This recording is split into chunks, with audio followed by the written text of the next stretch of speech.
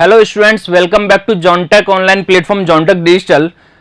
तो दोस्तों, हमारी कहानी चल रही थी हीट ट्रांसफर की, जिसमें हम ऑलरेडी 3 चैप्टर कंप्लीट कर चुके हैं, जिसमें हमने हीट के बारे में पढ़ा, मोड ऑफ हीट ट्रांसफर के बारे में जाना, फिर उसके बाद हमने कंडक्शन मोड में काफी अच्छे तरीके से एंटर किया था, जिसमें हमने स्लैब से किस तरीके से हो रहा है, कंपोजिट वॉल से किस तरीके से हीट का कंडक्शन हो रहा है। उसके बाद जनरलाइज 3D इक्वेशंस के बारे में हम लोगों ने बात की।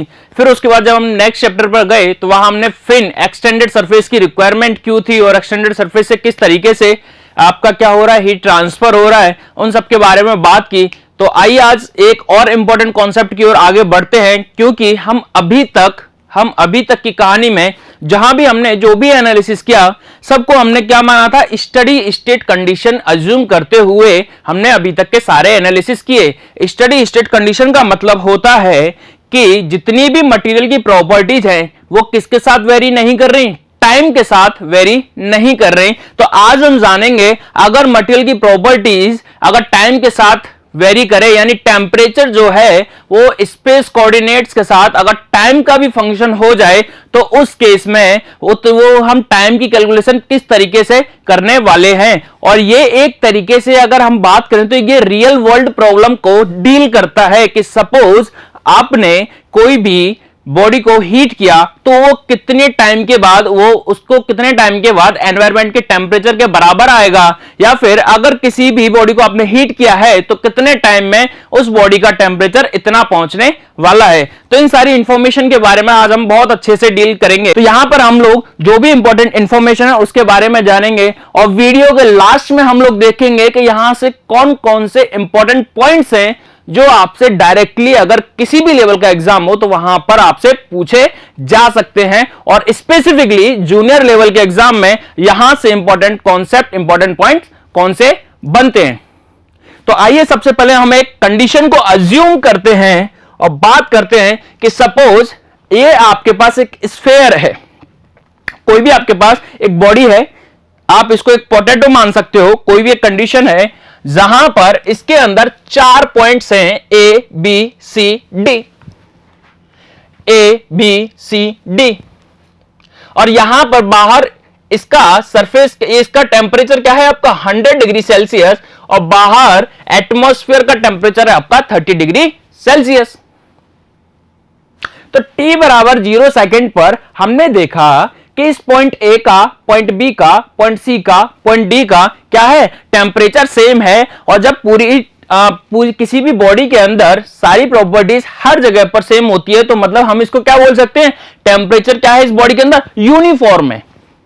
टेम्परेचर क्या है इस बॉडी के अंदर, यूनिफॉर्म है।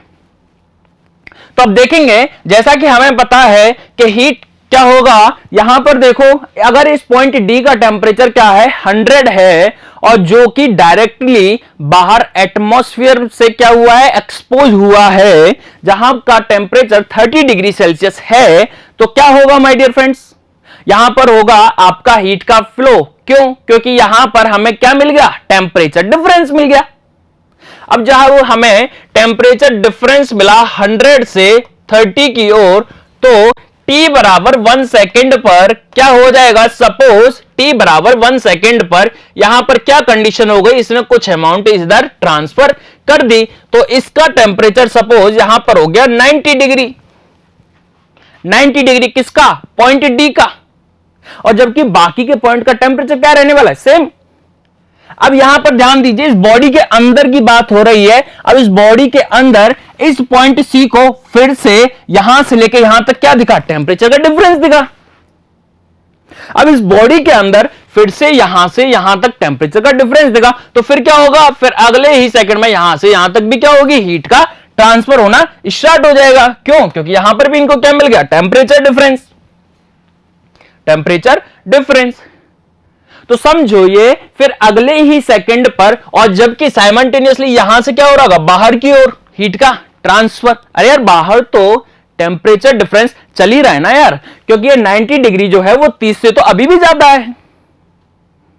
लेकिन जैसे फिर t बराबर 2 सेकेंड पर क्या होगा, मान लीजिए यहां इस पॉइंट C से, इस पॉइंट C से कुछ अमाउंट इधर की ओर पॉइंट D की ओर चल दी, तो इसका टेम्परेचर क्या हो जाएगा, कम हो जाएगा। फिर t बराबर 2 सेकंड पर हमने देखा कि C पॉइंट पर टेम्परेचर मिल गया हमें 90 डिग्री सेल्सियस, A और B पर भी क्या रहा है अभी भी 100 डिग्री सेल्सियस। तो यहां पर फिर देखिए अगेन क्या देखा आपको, टेम्परेचर डिफरेंस किस किस पॉइंट के बीच में, B और C के बीच में। यहां पर ऐसा क्यों नहीं हो रहा था, अरे देखिए ना यार, यहां पर इन तीनों पर क्या है, टेम्परेचर सेम है, तीनों पॉइंट्स पर टेम्परेचर सेम है, तो हीट क्या नहीं होगी, ट्रांसफर नहीं होगा। जबकि यहां पर क्या देखने को मिला, टेम्परेचर का डिफरेंस देखने को मिला 100 से 30 डिग्री सेल्सियस के बीच में। तो इस वजह से हीट क्या होना स्टार्ट हो गई, फ्लो होना स्टार्ट हो गई।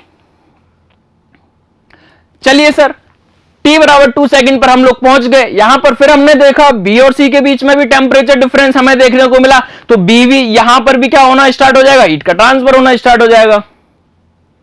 इसके बाद t बराबर हम लोग किस पर पहुंच गए, 30 सेकंड पर, जबकि 3 सेकंड पर, जबकि यहां से 80 अभी भी किससे ज्यादा है, 30 से ज्यादा है। तो यहां तो कॉन्टिन्यूअस क्या हो रहा है, हीट का ट्रांसफर हो रहा है।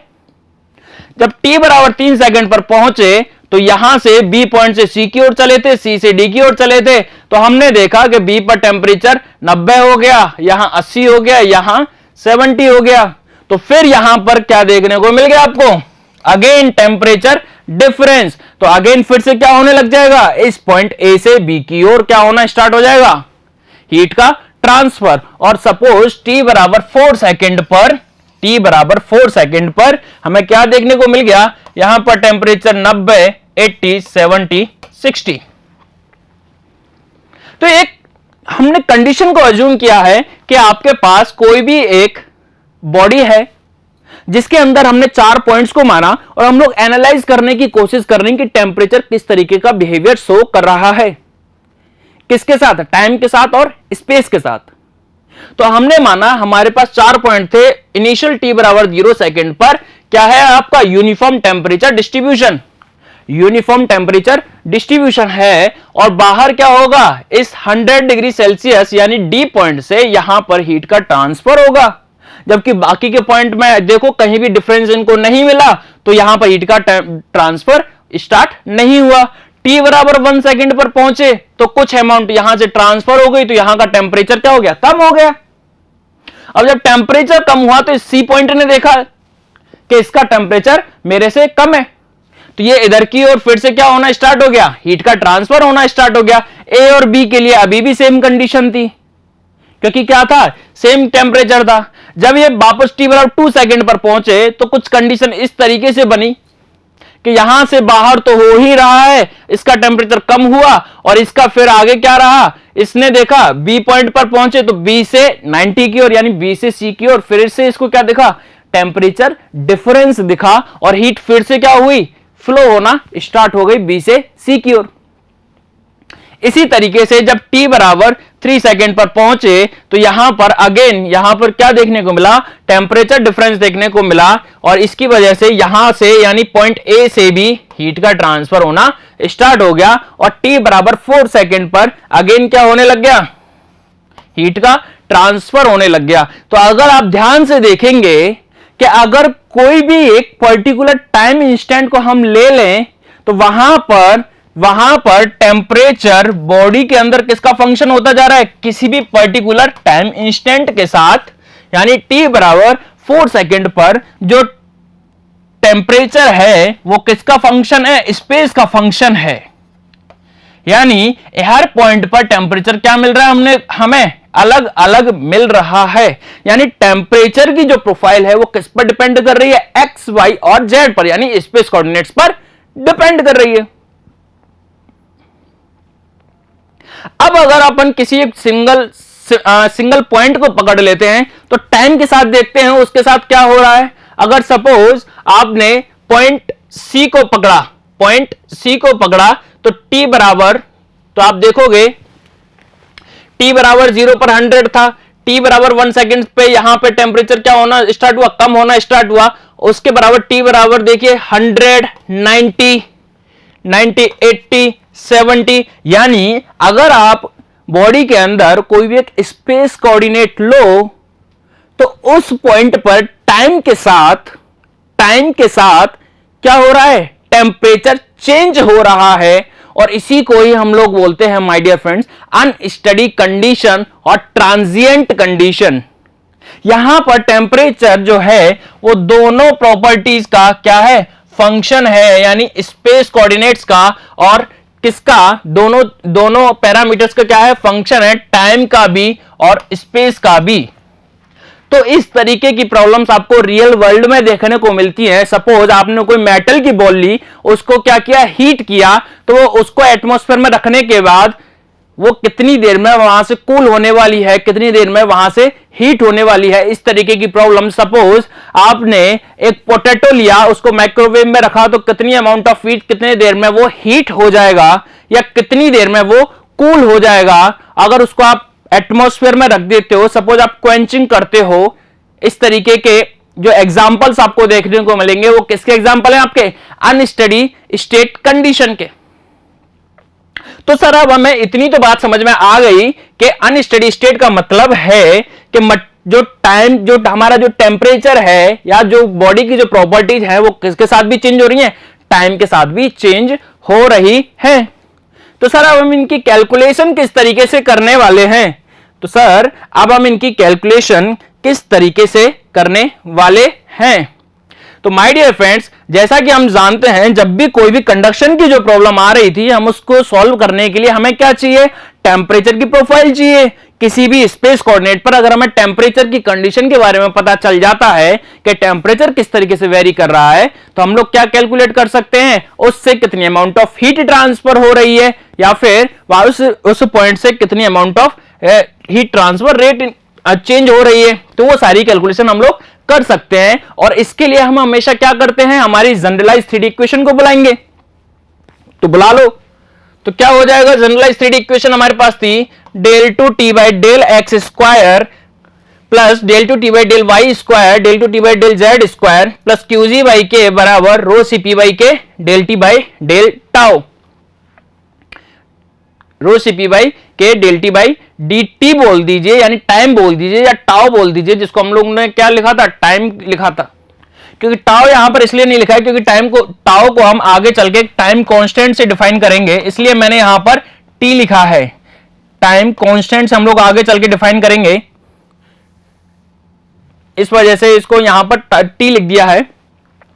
तो आप ध्यान दीजिए कि जब भी कभी किसी भी डिफरेंशियल इक्वेशन को सॉल्व करते हैं तो हमें क्या चाहिए होती है my dear friends, boundary conditions. Boundary conditions, तो अगर ध्यान दीजिए सेकंड ऑर्डर है तो यहां से हमें दो कांस्टेंट मिलेंगे, दो कांस्टेंट यहां से, दो कांस्टेंट यहां से, दो कांस्टेंट यहां से, यानी 6 कांस्टेंट और यहां पर एक कांस्टेंट हमें यहां से मिलने वाला है।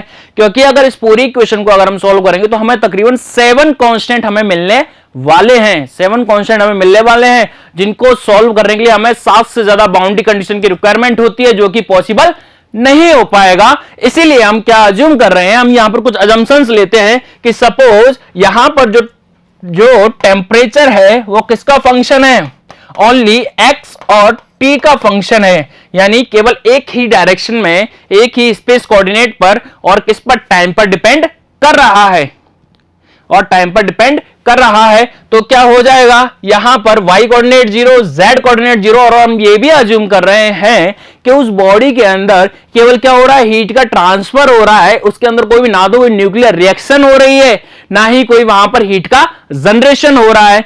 ठीक है, तो इसकी वजह से QG वाला टर्म भी क्या हो जाएगा आपका 0। तो आपकी जो इक्वेशन जो रिड्यूस हो जाएगी वो हो जाती है आपकी del t by del x square बराबर rho cp by k dt by dt।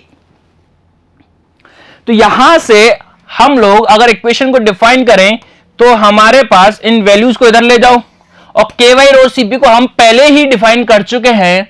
ky row cp क्या होता है, देखिए ये क्या है, मटेरियल की थर्मोफिजिकल प्रॉपर्टी, डेंसिटी क्या है, मटेरियल की प्रॉपर्टी, cp यानी स्पेसिफिक हीट, ये भी क्या है, मटेरियल की प्रॉपर्टी। तो इन सबका क्या होगा, रेशियो भी क्या होगा, एक प्रॉपर्टी होगा जिसको हमने पहले ही डिफाइन किया था अल्फा से, जो होता है आपका क्या, थर्मल डिफ्यूजिबिलिटी। क्या होता है alpha, thermal diffusibility. Thermal diffusibility आपको क्या बताता है, यह बताता है किसी भी बॉडी के या किसी भी मटेरियल के थर्मल रिस्पॉन्स को, थर्मल रिस्पॉन्स बोले तो अगर आप उसको हीट कर रहे हो या उस बॉडी को अगर आप कूल कर रहे हो तो कितना फास्ट और कितना स्लो क्या हो रही है, बॉडी कूल और हीट हो रही है। कितना फास्ट और कितना स्लो बॉडी क्या हो रही है, कूल हो रही है। जितना ज्यादा अल्फा ज्यादा होगा उतना ही उससे हीट ट्रांसफर रेट क्या होगा, ज्यादा होगा, यानी थर्मल डिफ्यूजन ज्यादा होगा और उतना ही उसको कम टाइम लगेगा उसको हीट होने में और उसको कूल होने में। सपोज अगर मैं एक एग्जांपल की बात करूं कि सपोज आपके पास एक आयरन रॉड है, आपके पास क्या है, एक मेटल की आयरन रॉड है, दूसरा आपके पास लिक्विड है, वाटर मान लो। अगर आप दोनों को हीट करोगे तो कौन जल्दी हीट होगा, आपका आयरन रॉड। क्यों? क्योंकि वहां पर सॉलिड मेटल्स की जो थर्मल डिफ्यूजिबिलिटी होती है ज्यादा होती है और इसकी वजह से यह पैरामीटर आपको क्या बताएगा कि कितना जल्दी उसके टेम्परेचर में चेंज आ रहा है, यानी कितना जल्दी वो टेम्परेचर को रिस्पॉन्ड कर रहा है। और जितना जल्दी रिस्पॉन्ड करेगा तो उतनी ही जल्दी कूलिंग और हीटिंग पॉसिबल होगी।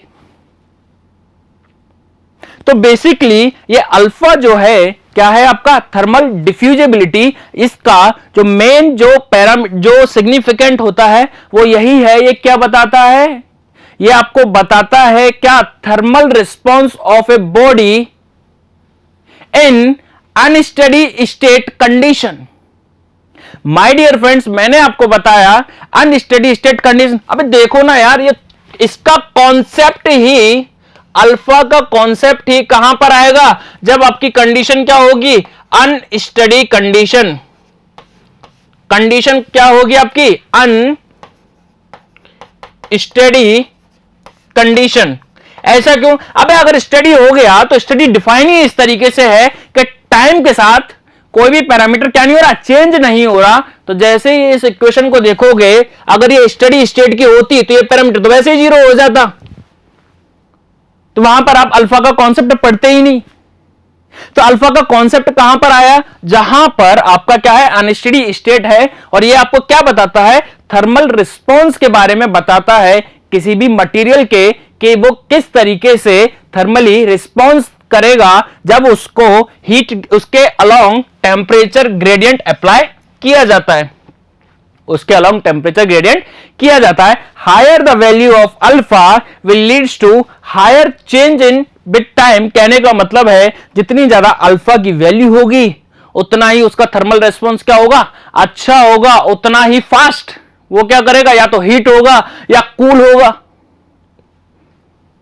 यानी अगर मैं टाइम की बात करूं, तो उसको उतना ही कम क्या लगने वाला है, टाइम लगने वाला है। सपोज आपने एक लिक्विड को और एक आयरन रॉड को सुबह से धूप में रख दिया, तो कौन ज्यादा जल्दी हीट अप होगा? या आपने देखा भी होगा, जैसे ही आप रखोगे तो आयरन रॉड क्या हो जाएगी, जल्दी हीटअप हो जाएगी, क्योंकि उसके लिए थर्मल रेस्पॉन्स का मान क्या है, ज्यादा है। ये पहले भी मैं आपको बता चुका था, अल्फा ऑफ सॉलिड क्या होगा, ज्यादा होगा अल्फा ऑफ गैसेस से, और ये ज्यादा होगा किससे, अल्फा ऑफ लिक्विड से। ये हम लोग ऑलरेडी कर चुके हैं, लेकिन यहां पर हम लोग समझ रहे हैं कि अल्फा का एक्चुअल में मतलब क्या है। ये क्या बताता है, थर्मल रिस्पॉन्स को बताता है, किसके, मटेरियल के, कब, अनस्टेडी कंडीशन में। यानी जब टाइम, यानी जो प्रॉपर्टीज है वो किसके साथ वेरी कर रही हो, टेम्परेचर के साथ वेरी कर रही हो, टेम्परेचर के साथ वेरी कर रही हो। दूसरा पॉइंट यहां से, सपोज ये अगर मैं इस पूरी इक्वेशन को ही डिफाइन करूं कि सर हमने अब तक ये तो पढ़ लिया, ये पूरी इक्वेशन हमारे पास जनरलाइज 3D इक्वेशन है जिसको हमने कैलकुलेट भी किया था, net heat inflow plus generation बराबर चेंज इन एनर्जी। तो सर इसको यहां के रिस्पेक्ट में अगर हम बात करें तो ये इसका फिजिकल सिग्निफिकेंस क्या है, तो ये आपको एक्चुअल में बता क्या रहा है, आपको जो ये वाली जो टर्म है, ये वाली जो टर्म होती है वो क्या बताती है, देखो ध्यान से। सपोज आपके पास ये एक सेक्शन है, ये एक बॉडी है, ये एक पार्टिकल है। तो अगर मान लीजिए इनके बीच में क्या है, टेम्परेचर ग्रेडियंट। टेम्परेचर ग्रेडियंट का मतलब क्या है, लेंथ के अलोंग टेम्परेचर क्या हो रहा है, चेंज हो रहा है, टी हायर और टी लोअर। तो इस पॉइंट से या इस मॉलिक्यूल से या इस हिस्से से कितनी नेट अमाउंट ऑफ हीट क्या हुई, इनफ्लो हुई, और उसका में से कितनी net amount of heat outflow हुई, और उसमें से कितनी अमाउंट क्या हो गई, इसके अंदर एक्यूमुलेट हुई। सपोज यहां से अगर 10 वॉट हीट गई और यहां से बाहर 2 वॉट हीट निकली, सॉरी 8 वॉट हीट निकली, तो इसके अंदर कितनी रह गई, 2। तो ये क्या बताता है हमें, net heat inflow in the system. Plus Q generation क्या बताता है, ये सेकंड टर्म जो होती है ये आपको क्या डिफाइन कर रही है कि अगर इसके अंदर कोई भी रिएक्शन हो रही है, कोई भी रिएक्शन हो रही है, तो उसने कितनी एनर्जी इसके अंदर दी, यानी amount of heat accumulate by किसके, हीट जनरेशन। तो हीट जनरेशन जितना हुआ, इन दोनों ने मिलकर क्या किया, इसके बॉडी का, ये जो बॉडी है इसका क्या कर दिया, टेम्परेचर को बढ़ा दिया या टेम्परेचर को कम किया, या फिर जो भी किया, इसमें इसकी एनर्जी में कितना चेंज हुआ। तो यही चीज आपको क्या बताती है, ये कंप्लीट इक्वेशन, कंप्लीट इक्वेशन। और यहां से जो अल्फा जो निकल कर आता है वो पैरामीटर डिफाइन होता है माय डियर फ्रेंड्स, किसके लिए, अनस्टेडी स्टेट कंडीशन के लिए। और ये आपको क्या बताता है, किसी भी बॉडी के थर्मल रिस्पॉन्स के बारे में। इतनी कहानी क्लियर हमारे हो चुकी है। अब माय डियर फ्रेंड्स, जैसे कि मैंने आपको हमेशा बताया है कि जब भी हमें कोई भी कैलकुलेशन करनी है तो किसी भी पॉइंट पर हमें क्या जानना पड़ेगा कि टेम्परेचर किस तरीके से वेरी कर रहा है स्पेस के साथ। जैसे हमारे पास टेम्परेचर की प्रोफाइल आ जाएगी, जैसे ही हमारे पास टेम्परेचर की प्रोफाइल आ जाएगी, तो हम लोग क्या करेंगे, इजीली फाइंड आउट कर सकते हैं कितना टाइम हमें लग रहा है, या फिर कितना हमें टाइम लग रहा है, या फिर हम कितनी देर में वो हीट का ट्रांसफर कर रहा है। तो माय डियर फ्रेंड्स, अब हम आगे चलते हैं और एक स्टेप आगे बढ़ते हैं, जिसमें हम लोग बात करने वाले हैं। सपोज हमने क्या किया, एक बॉडी को अज्यूम किया, हमने एक बॉडी को अज्यूम किया जिसके अंदर जो टेम्परेचर का वेरिएशन है वो कुछ इस तरीके से है। तो अगर आप ध्यान से देखोगे, इसके अंदर जो हीट क्या होगी, कंडक्ट होगी। अब बॉडी के अंदर तो हीट कंडक्शन के थ्रू ही जाएगी ना यार। और यहां से सरफेस का जो टेम्परेचर है इसके लिए क्या होगी, कन्वेक्ट होगी। तो ओवरऑल अगर मैं एक रेजिस्टेंस, हमारा थर्मल रेजिस्टेंस नेटवर्क क्रिएट करूं, तो यहां पर क्या होगा, आर कंडक्शन, ये क्या होगा, आर कंडक्शन, और ये क्या होगा, आर कन्वेक्शन। वैसे ऐसा बनाना पॉसिबल नहीं है, जो हम केवल स्टेडी स्टेट के लिए ही बना सकते हैं, लेकिन अज्यूम कर रहे हैं अगर सारी कंडीशन सही है तो किस तरीके से बनेगा कि इसके अंदर से जो हीट जो कंडक्ट होगी वो किस तरीके से होगी, बाय कंडक्शन फिनोमेना। हीट किस तरीके से फ्लो होगी, बाय कंडक्शन, यानी कोर। अगर मैं सरफेस की बात करूं, ये क्या है, अंदर का हिस्सा कोर, और ये है आपका सरफेस। तो हीट जो है वो कोर टू सरफेस किस तरीके से पहुंचने वाली है, बाय कंडक्शन। और सरफेस से एनवायरमेंट में, सरफेस टू एनवायरमेंट में बाय कन्वेक्शन। ऐसा नहीं है, रेडिएशन भी हो सकता है, लेकिन रेडिएशन बहुत ही ज्यादा हाई टेम्परेचर पर क्या होगा, ज्यादा इफेक्टिव होगा। हमने क्या एज्यूम किया हुआ है कि यहां से जो हीट जा रही है वो केवल किसके थ्रू हो रहा है, बाहर कन्वेक्शन के थ्रू ही हीट का ट्रांसफर हो रहा है। ठीक है, तो यहां से जब अगर हम लोग बात करें, जो आर कंडक्शन होगा, हमने बात की थी Q बराबर होता है हमारे पास del T by R thermal. तो यहां से देखोगे आर जो है वो किसके प्रोपोर्शनल आ रहा है, आपके टेम्परेचर डिफरेंस के। तो अगर मैं एक रेशियो कैलकुलेट करूं किस किस का, R conduction divided by R convection, तो ये क्या हो जाएगा, जो हमारा टेम्परेचर ड्रॉप था यानी टीसी यानी कोर के टेम्परेचर से सरफेस के टेम्परेचर तक कौन सा हो रहा था हमारा कंडक्शन, कोर के टेम्परेचर से सरफेस के टेम्परेचर तक हमारा क्या हो रहा था कंडक्शन, और उसके बाद हमारा क्या हो रहा था कन्वेक्शन। कन्वेक्शन तो ये यहां से आर कंडक्शन और कन्वेक्शन का जो रेशो हो जाएगा TC minus TS divided by TC minus T infinity. T infinity क्या है फ्लूइड का टेम्परेचर है यानी एनवायरमेंट एम्बिएंट का टेम्परेचर है। यहां इस इंफिनिटी का उस वहां हमने जो फिन पड़ी थी वहां पर हमने जो कंडीशन अज्यूम की थी इनफाइनाइट लेंथ, उससे कोई लेना देना नहीं है। कहीं उसको अज्यूम कर लो सर हमने तो वहां पे भी तो पढ़ा था इनफाइनाइट, ये इनफाइनाइट कैसे हो गया यहां पर, ये टी इंफिनिटी मैंने एम्बिएंट का टेम्परेचर अज्यूम किया है। ठीक है, अब सपोज हमारे पास एक कंडीशन है, कंडीशन क्या है अगर कुछ ऐसा हो जाए, कैसा हो जाए कि यहां पर जो हमारे जो कोर का जो टेम्परेचर है और सरफेस का टेम्परेचर है ऑलमोस्ट इक्वल हो जाए, ऐसा पॉसिबल है क्या? अगर कुछ ऐसा हो जाए कि कोर का टेम्परेचर सरफेस के टेम्परेचर के बराबर हो जाए तो क्या होगा? अगर पहले तो ये बताइए सर ऐसा होगा कैसे? होगा ऐसे अगर सपोज ये आर कंडक्शन क्या हो जाए आपका जीरो हो जाए, आर कंडक्शन ऑलमोस्ट क्या हो जाए जीरो हो जाए, तो टीसी माइनस टीएस बराबर क्या हो जाएगा जीरो, यानी टीसी बराबर टीएस, यानी कोर का जो टेम्परेचर है वो क्या हो जाए ऑलमोस्ट इक्वल हो जाए सरफेस के टेम्परेचर के बराबर। कोर का जो टेम्परेचर है वो क्या हो जाए सरफेस के टेम्परेचर के बराबर। तो इसका मतलब क्या हुआ, इसका मतलब यह हुआ कि इस पॉइंट से इस पॉइंट तक जो आपकी हीट है वो किस पर डिपेंड नहीं कर रही, स्पेस पर डिपेंड नहीं कर रही, क्योंकि आपने क्या मान लिया कि बॉडी के अंदर कोई भी रेजिस्टेंस नहीं है, कौन सा कंडक्शन रेजिस्टेंस नहीं है, और केवल डायरेक्ट जितना बॉडी के अंदर जो टेम्परेचर था बहुत जल्दी फास्टली क्या हो गया बॉडी के बाहर तक पहुंचे, यानी यूनिफॉर्म टेम्परेचर हो गया।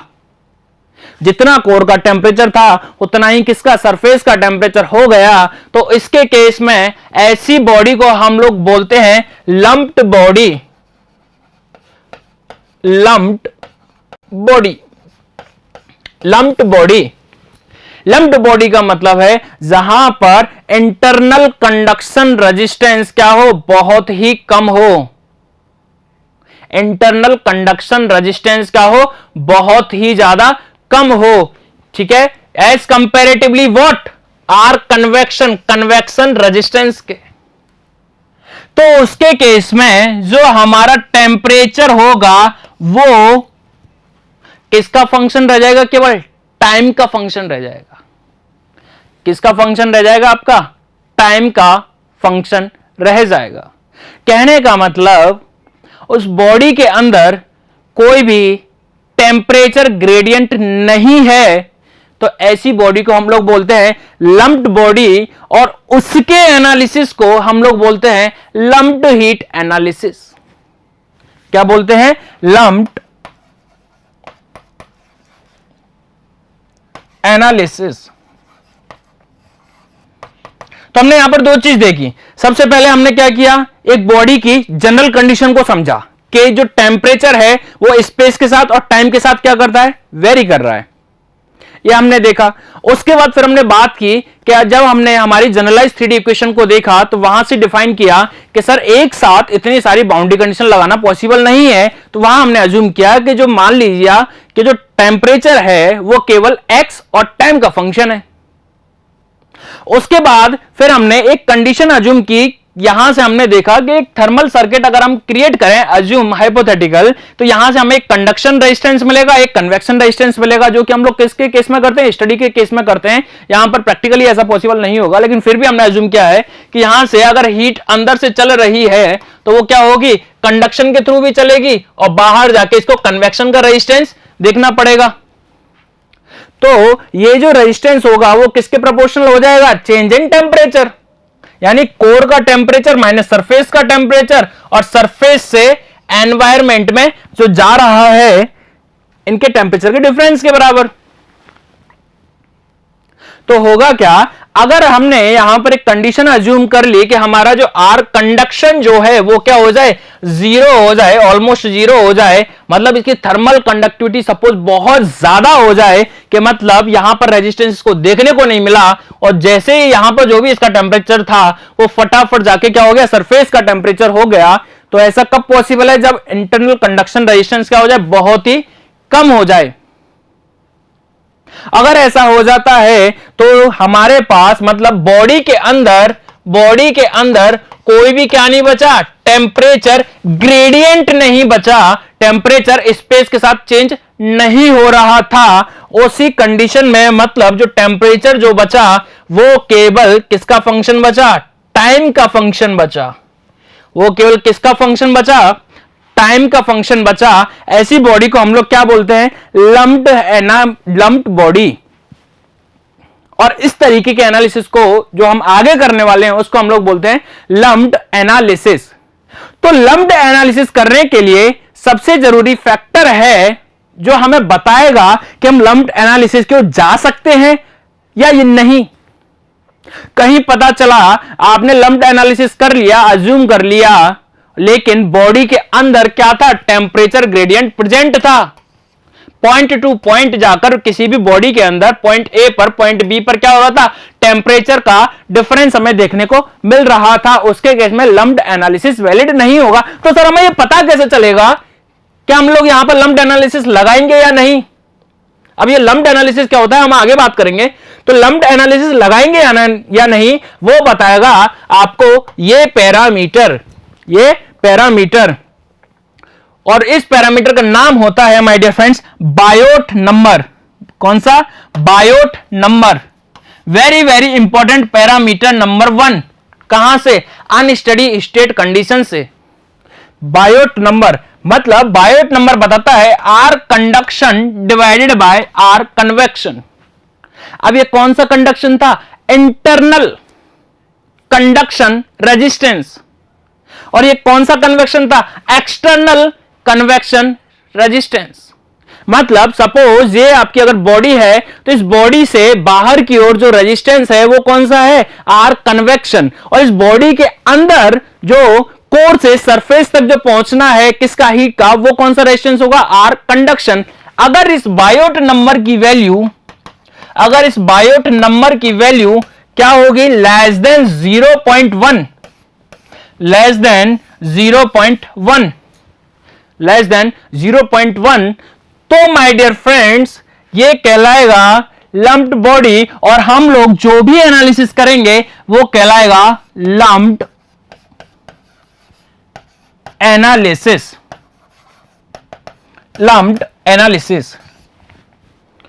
तो माय डियर फ्रेंड्स कभी भी अनस्टडी स्टेट की प्रॉब्लम में जब भी आप सॉल्व करने जाओ तो आपके दिमाग में पहला कीड़ा जो आना चाहिए वो आना चाहिए बायोट नंबर का, कि बायोट नंबर की वैल्यू क्या है। अगर आप सबसे पहले क्या कैलकुलेट करने वाले हो, बायोट नंबर को। बायोट नंबर क्या होता है, internal conduction resistance.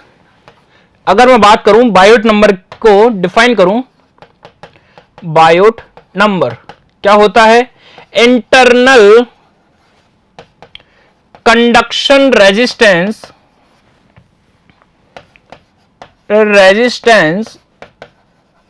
Divided by external convective resistance. यानी अगर इसको सिंपल आप याद रख सकते हो, ICR divided by ECR, internal conduction resistance divided by external convection resistance. अगर इसकी वैल्यू 0.1 से कम है तो हम लोग अज्यूम करेंगे ये बॉडी कैसी है, लम्प्ड बॉडी है, और इसका जो एनालिसिस कहलाएगा वो क्या कहलाएगा, लम्प्ड एनालिसिस। और लम्प्ड एनालिसिस का मतलब ये है कि इस बॉडी के अंदर कोई भी टेम्परेचर ग्रेडियंट नहीं है। ग्रेडियंट बोले तो स्पेस के साथ टेम्परेचर चेंज नहीं हो रहा है, केवल टाइम का ही फंक्शन है कौन, टेम्परेचर। केवल टाइम का ही फंक्शन है कौन, टेम्परेचर। और ये वैल्यू देखिए 0.1, लेस देन 0.1 कब हो सकती है, जब इसका ये आपका क्या है, आर कंडक्शन ऑलमोस्ट क्या हो जाए, इक्वल टू 0, यानी हम तो चाहेंगे कि ऑलमोस्ट क्या हो जाए, 0 हो जाए। और यानी अगर आपका ICR जो है, ICR वो बहुत ही ज्यादा कम है किसके कंपैरिजन में, ECR के केस में। अगर ECR की वैल्यू बहुत ज्यादा है एज कंपैरेटिव टू ICR, तो वहां पर बायोट नंबर की वैल्यू अगर लेस देन 0.1 जाती है तो हम इसको क्या बोलने वाले हैं, लम्प्ड बॉडी, और उसका एनालिसिस लम्प्ड एनालिसिस। क्या बोलेंगे my dear friends, lumped analysis. Lumped body and analysis what, lumped analysis.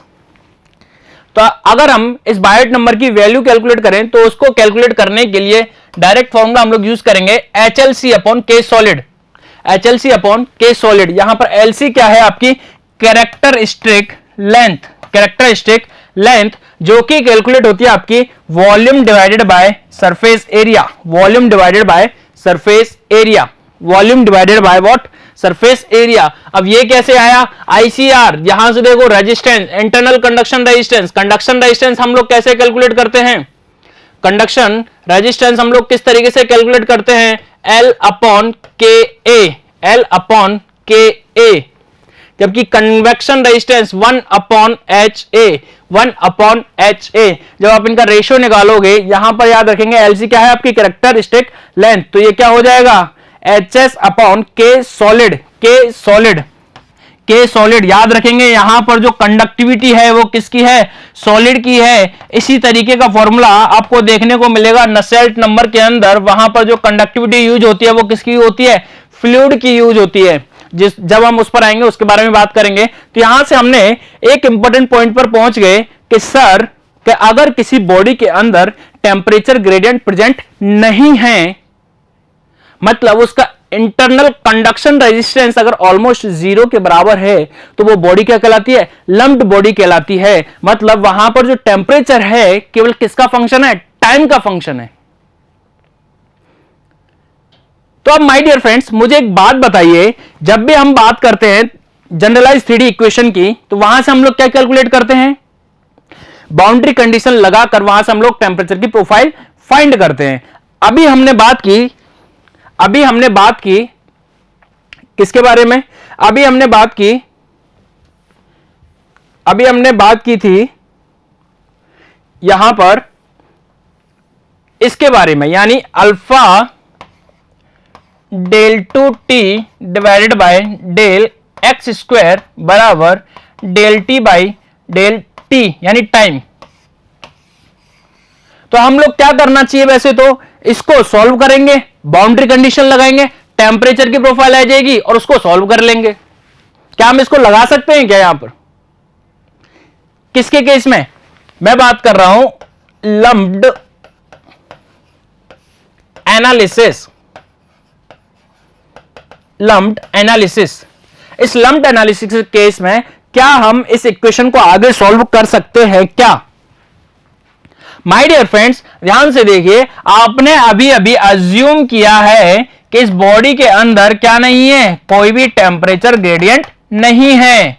मतलब जो टेम्परेचर यहां पर है वही टेम्परेचर यहां पर है, वही टेम्परेचर यहां पर है, यानी TH का x के साथ वेरिएशन नहीं हो रहा। और जब TH का x के साथ वेरिएशन, यानी टेम्परेचर का x के साथ वेरिएशन हो ही नहीं रहा है, तो dt बाई dx क्या हो जाएगा, 0। dt बाई dx क्या हो जाएगा, 0। और जैसे ही dt बाई dx 0 हो जाएगा तो इसका मतलब क्या हो जाएगा, dt बाई डी टाउ बराबर क्या हो जाएगा, 0। मतलब ये इक्वेशन तो ये बोल रही है कि अगर मान लो x के साथ चेंज नहीं हो रहा तो टाइम के साथ भी नहीं हो रहा। ये इक्वेशन तो आपको ये बोल रही है कि अगर मान लो आपने, जैसे हम तो किसकी बात कर रहे हैं, पहले दिमाग में रखेंगे, हम लोग बात कर रहे हैं किसकी, लम्प्ड एनालिसिस की, जिसका मतलब था बॉडी के अंदर कोई भी टेम्परेचर ग्रेडियंट प्रेजेंट नहीं है। अब अगर बॉडी के अंदर कोई भी टेम्परेचर ग्रेडियंट प्रेजेंट नहीं है तो उसके केस में इसका मतलब क्या है, dt बाई dx क्या है, 0। तो del 2t by del x square भी क्या हो जाएगा, 0। तो यहां से देखो dt बाई डी टाउ क्या है, 0। यानी क्या हो रहा है, जो टेम्परेचर है वो क्या है, टाइम के साथ कांस्टेंट है। मतलब ये कह रहा है कि अगर आपने किसी बॉडी को हीट किया और उसको एनवायरमेंट में रख दिया तो आप चाहे 5 मिनट बाद जाओ, चाहे 10 मिनट बाद जाओ या 15 मिनट बाद जाओ, अगर आप लम्प्ड एनालिसिस कर रहे हो तो वहां पर बॉडी का टेम्परेचर क्या रहेगा, उतना वैसा की वैसा ही रहने वाला है। अगर आपने 100 डिग्री सेल्सियस था बॉडी का टेम्परेचर और आप 5 मिनट बाद देखने गए तो उसके टेम्परेचर में कोई भी चेंज नहीं आया। ऐसा हो सकता है क्या? तो इसका मतलब है माय डियर फ्रेंड्स, ऐसा बिल्कुल भी नहीं हो सकता। तो इसका मतलब हम यहां से इस इक्वेशन को यूज नहीं करने वाले हैं। किसके लिए? लम्प्ड एनालिसिस के लिए। किसके लिए? लम्प्ड एनालिसिस के लिए। तो फिर क्या करेंगे, आइए देखते हैं क्या करते हैं। तो बात करते हैं लम्प्ड पैरामीटर एनालिसिस की। बात करते हैं लम्प्ड पैरामीटर एनालिसिस की। तो लम्प्ड पैरामीटर एनालिसिस में हमने मान लिया कोई एक बॉडी है जिसकी प्रॉपर्टी कुछ इस तरीके से है, डेंसिटी है V, यहां पर वॉल्यूम है, V क्या है आपका वॉल्यूम है, C आपकी क्या है स्पेसिफिक हीट, V क्या है वॉल्यूम, C क्या है स्पेसिफिक हीट, स्पेसिफिक हीट, रो क्या है डेंसिटी, K क्या है थर्मल कंडक्टिविटी, K क्या है आपकी थर्मल कंडक्टिविटी। इसके अंदर कोई भी टेम्परेचर ग्रेडियंट नहीं है। तो हमने माना जितना भी इस बॉडी से बाहर हीट कन्वेक्ट होगी वो डायरेक्टली क्या कर रही होगी, इसकी मॉलिक्यूल की या इस बॉडी की जितनी भी एनर्जी है उसको चेंज कर रही होगी। इस मॉलिक्यूल की, इस बॉडी की पूरी की बॉडी की क्या कर रही होगी, एनर्जी को चेंज कर रही होगी। यानी जितनी अमाउंट ऑफ हीट किसके कन्वेक्शन के थ्रू क्या हो रही है, ट्रांसफर हो रही है। किससे? इस बॉडी से। इस बॉडी से H क्या है आपका कन्वेक्शन हीट ट्रांसफर। सपोज इसका टेम्परेचर T पर क्या है, T बराबर 0 पर T नॉट है और T बराबर T टाइम पर क्या है T है। बाहर का एटमॉस्फेयर का टेम्परेचर क्या है T इंफिनिटी। तो जितनी अमाउंट ऑफ हीट इस बॉडी से बाहर कन्वेक्शन के थ्रू जा रही होगी, कन्वेक्शन के थ्रू जा रही होगी, वो डायरेक्ट क्या कर रही होगी, इस बॉडी के एनर्जी में चेंज कर रही होगी। अगर आप इसको हीट कर रहे हो, सपोज अगर ये बॉल है, ये 100 डिग्री सेल्सियस पर है और बाहर वाटर है जो 30 डिग्री सेल्सियस पर है, तो डायरेक्टली जो यहां से यहां हीट जा रही होगी वो इस बॉल के क्या कर रही होगी, एनर्जी को कमी कर रही होगी, एनर्जी में चेंज कर रही होगी। या फिर मतलब इसको क्या कर रही होगी, कूल कर रही होगी। या फिर अगर बाहर की ओर टेम्परेचर ज्यादा है, सपोज 150 डिग्री सेल्सियस है, बहुत ही ज्यादा सुपर हीटेड, बहुत ही ज्यादा कोई भी आपका फ्लूइड है जिसका टेम्परेचर क्या है 140 डिग्री सेल्सियस है, तो उल्टा क्या हो रहा होगा, सपोज यहां पर एक भट्टी लगी हुई है तो वो क्या करेगी, इसको हीट प्रोवाइड करेगी। तो मतलब इसकी क्या हो रही होगी, हीटिंग हो रही होगी। ठीक है, तो यहां पर तो जितनी अमाउंट ऑफ हीट ट्रांसफर हो रही है वो क्या करेगी, उसकी एनर्जी में चेंज करेगी। तो हम लोग क्या करेंगे, बाय एनर्जी बैलेंस, जितनी अमाउंट ऑफ हीट यहां से ट्रांसफर हुई है और उतनी ही क्या हो गया होगा, उसकी एनर्जी में चेंज हो गया होगा, यानी mc dt। अब ध्यान रखिए, अगर मान लीजिए कोई भी एक सिस्टम है, अगर इससे हीट क्या जाती है, बाहर जा रही है, तो क्या होगा, नेगेटिव हीट, और सिस्टम को हीट दी जाती है तो क्या होती है, वो amount of heat transfer positive heat. ये तो हम थर्मोडायनेमिक्स में यूनिवर्सल पढ़ते हैं, हमारे साइन कन्वेंशन। या तो आप इस तरीके से समझ सकते हैं कि किसी भी बॉडी के अंदर हीट अगर जा रही है यहां से, तो क्या होगा, इसकी हीट क्या होगी, कम होगी। यानी बॉडी से अगर हीट निकल रही है तो वहां पर क्या ले रहे हैं हम, साइन कन्वेंशन नेगेटिव, और अगर हम बॉडी को हीट दे रहे हैं तो वहां पर क्या ले रहे हैं हम, पॉजिटिव। ठीक है, या फिर आप ऐसे समझ सकते हैं, अगर बॉडी से हीट निकल रही है तो उसकी इंटरनल एनर्जी में क्या हो रही होगी, कमी हो रही होगी, उसकी एनर्जी क्या हो रही होगी, डिक्रीज हो रही होगी। तो आप माइनस यहां भी लगा सकते हैं, ठीक है, तो मैंने क्या किया है, यहां पर जितनी हीट ट्रांसफर हो रही है मैंने माना ये हमारे पास एक सिस्टम था और इस सिस्टम से क्या निकल रही है, हीट हमारी निकल रही है, तो मैंने यहां पर इसलिए क्या लगा दिया, एक माइनस का साइन लगा दिया, क्योंकि थर्मोडायनेमिक्स में हम लोग क्या कंसीडर करते हैं कि अगर सिस्टम से हीट निकल रही है, हीट जा रही है, बाहर ट्रांसफर हो रही है, तो उसको हम लोग क्या कंसीडर कर रहे हैं यहां पर सिस्टम से, नेगेटिव साइन। और वो क्या करेगी, चेंज करेगी किसमें, उसकी एनर्जी के अंदर, एनर्जी यानी mc dt बाई dt, ये क्या है, टाइम, टाइम, ये क्या है, टाइम। तो यहां पर लंप्ड एनालिसिस में, जिसमें हमने ये माना था कि इंटरनली कोई भी ग्रेडियंट प्रेजेंट नहीं था, वहां पर हमने देखा जनरलाइज 3D इक्वेशन से हम लोग उसको यूज नहीं कर पा रहे थे, क्योंकि अगर टेम्परेचर ग्रेडियंट क्या हो जा रहा था, जीरो हो जा रहा था, तो वहां पर टाइम के साथ भी टेम्परेचर का वेरिएशन क्या दिखा रहा था, जीरो दिखा रहा था। किसके केस में, लंप्ड एनालिसिस के केस में। तो फिर हम लोग एनालिसिस किस तरीके से करेंगे, बाय डायरेक्टली एनर्जी बैलेंस, जितनी अमाउंट ऑफ हीट यहां से गई उसने क्या किया, इसके एनर्जी में क्या किया, चेंज कर दिया। तो आइए सॉल्व करते हैं इसको। तो जब हम लोग इसको आगे सॉल्व करेंगे, तो वैल्यू पुट कर दो, इनको इधर उधर ले जाओ, तो m को क्या लिख सकते हैं, rho into volume into C dt by dt minus H A T minus T infinity. ये टाइम, ये जो टेम्परेचर वाली टर्म है उनको एक साइड में लेकर आ जाओ, तो ये क्या हो जाएगा, minus H A divided by rho V C बराबर डी टी, यहां पर एक कौन सा, डी टी, क्या आ जाएगा, minus D T, D T by T minus T infinity. क्या कर दो, इंटीग्रेट कर दो, लिमिट लगा दो, t बराबर 0 से t बराबर क्या हो गया था, मान लीजिए आपने t बराबर कर दिया t बराबर कर दिया आपने t। तो यहां पर टेम्परेचर कहां से कहां जा रहा था, आपका इनिशियल टेम्परेचर था T0 और बाद का टेम्परेचर हो गया आपका T, बाद का टेम्परेचर हो गया आपका T।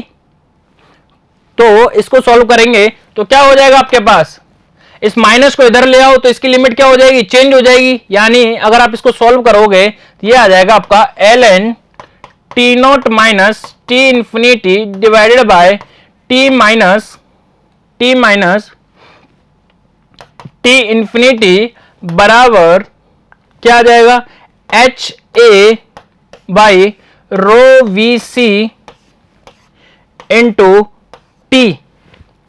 इस ln को अगर हम लोग हटा दें तो क्या आ जाएगा, T0 माइनस टी इंफिनिटी बटे T माइनस टी इंफिनिटी बराबर e की power H A divided by rho V C into T, rho V C into T. अब यहां से अगर सपोज आप क्या कैलकुलेट कर सकते हैं कि अगर आपके पास इनिशियल टेम्परेचर आपको पता है, एनवायरमेंटल टेम्परेचर आपको पता है, आपको मटेरियल्स की प्रॉपर्टीज आपको पता है, तो टी टेम्परेचर पहुंचने में इस बॉडी को कितना टाइम लगेगा। अगर आपको इनिशियल टेम्परेचर पता है बॉडी का, एनवायरमेंटल टेम्परेचर, एटमॉस्फेयर का टेम्परेचर पता है, यानी सराउंडिंग फ्लूइड का टेम्परेचर आपको पता है, आपको बॉडी की प्रॉपर्टीज आपको पता है, तो आप क्या कैलकुलेट कर सकते हो, इसको टी टेम्परेचर पहुंचने में कितना टाइम लगेगा। सपोज अगर टी नॉट आपका 100 डिग्री सेल्सियस है और आप जानना चाहते हो कि इस बॉडी का टेम्परेचर 80 डिग्री सेल्सियस होने में कितना टाइम लगेगा, तो आप कहां से इस फॉर्मूले से कैलकुलेट कर सकते हो।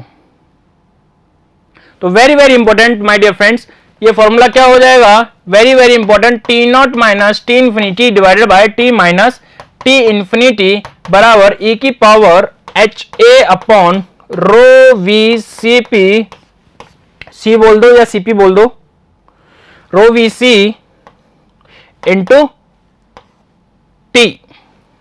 तो ये कहलाता है my dear friends lumped analysis, जिसमें आप क्या कर सकते हो कि टेम्परेचर टाइम के साथ किस तरीके से वेरी कर रहा है, वेरी कर रहा है। तो माय डियर फ्रेंड्स, किसी भी एग्जाम में जैसे कि हायर लेवल के एग्जाम्स होते हैं, गेट हो गया, इंजीनियरिंग सर्विसेज हो गया, जब भी अनस्टडी स्टेट से क्वेश्चन आता है तो लंप्ड एनालिसिस का ये फॉर्मूला लगाने से पहले आपको क्या चेक करना पड़ेगा? हमेशा बायोट नंबर HS बाई यानी HL by characteristic length by K solid. Biot number अगर आपका लेस देन 0.1 है तो ही आप बता पाओगे कि ये बॉडी कैसी है, लम्प्ड है। लम्प्ड का मतलब इसके अंदर क्या नहीं है, टेम्परेचर ग्रेडियंट प्रेजेंट नहीं है। क्यों? क्योंकि इसका कंडक्शन रेजिस्टेंस क्या है, बहुत ही क्या है, कम है as comparatively what, convection resistance. और जब इसको एनालिसिस ये कहलाता है माय डियर फ्रेंड्स आपका lumped heat analysis. Lumped heat analysis. अब माय डियर फ्रेंड्स यहां से अगर मैं बात करूं इसके बारे में, यानी अगर मैं इसको उल्टा लिख दूं rho V C divided by H A, rho V C divided by H A, तो माय डियर फ्रेंड्स ये एक टर्म कहलाती है, ये एक टर्म कहलाती है जिसको बोलते हैं time constant. Time constant tau, time constant tau मतलब क्या है, ये इसका रिवर्स है, इसका रिवर्स है किसका, HA बाई रो वी सी। ये वाली जो टर्म आई है हम लोग इसका इनवर्स को माय डियर फ्रेंड्स बोलते हैं time constant tau. Time constant tau ये आपको बताता है कि लम्प्ड एनालिसिस के अंदर क्या thermal response of a body, क्या बताता है आपको, थर्मल रेस्पॉन्स। ये कुछ नाम सुना सुना सा लग रहा है, ऑफ बॉडी। अभी सर आप ही तो बता रहे थे अल्फा भी बताता है, अल्फा भी बताता है। तो माय डियर फ्रेंड्स अल्फा आपको थर्मल रेस्पॉन्स बताएगा किसके केस में, अनस्टेडी स्टेट के केस में, जब आपका जो टेम्परेचर है वो स्पेस और टाइम क्या है, दोनों का फंक्शन है। जबकि जो टाइम कांस्टेंट होता है वो आपको बताएगा थर्मल रिस्पॉन्स के बारे में, कब, जब आपका क्या है, टाइम, जो आपका जो टेम्परेचर है वो केवल किसका फंक्शन है, टाइम का फंक्शन है, यानी लम्प्ड हीट एनालिसिस के अंदर। यानी टाइम कांस्टेंट क्या होना चाहिए, जितना कम ये क्या होगा, टाइम कांस्टेंट होगा, उतना ही क्या देगा वो, फास्ट रिस्पॉन्स देगा। क्या देगा my dear friends, fast response देने वाला है। फास्ट क्या होगा, उतना ही रिस्पॉन्स होगा। तो अगर आप कैलकुलेट करो तो ये V बाई ए क्या हो गया आपका, एक तरीके से वही आपका कैरेक्टरिस्टिक लेंथ, कैरेक्टरिस्टिक लेंथ क्या हो गया, कैरेक्टरिस्टिक लेंथ। तो यहां पर टाइम कांस्टेंट क्या बताता है आपको, थर्मल रेस्पॉन्स के बारे में।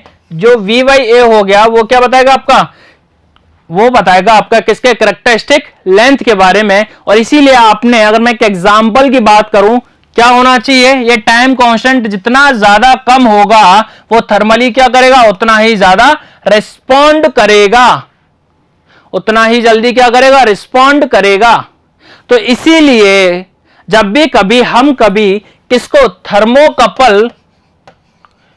थर्मोकपल को यूज करते हैं, उसका जो डायामीटर जो कंसीडर किया जाता है वो क्या किया जाता है, बहुत ही कम। यहां से देखो कैरेक्टरिस्टिक लेंथ, सपोज एक स्फीयर के लिए बात करूं तो कैरेक्टरिस्टिक लेंथ क्या आ जाएगी, वॉल्यूम देखो 4/3 pi R cube divided by 4 pi R square. इसको काटापीटी कर लोगे क्या आ जाएगा, R/3, क्या आ जाएगा, R/3। यानी टाइम कांस्टेंट जितना ज्यादा कम होगा वो उतना ही ज्यादा क्या करेगा, यार टाइम तो कम ही होना चाहिए ना यार, जितना कम टाइम में वो थर्मली क्या करेगा, रिस्पॉन्स करेगा, उतना ही क्या होगा, वो उतना ही ज्यादा अच्छा है हमारे लिए।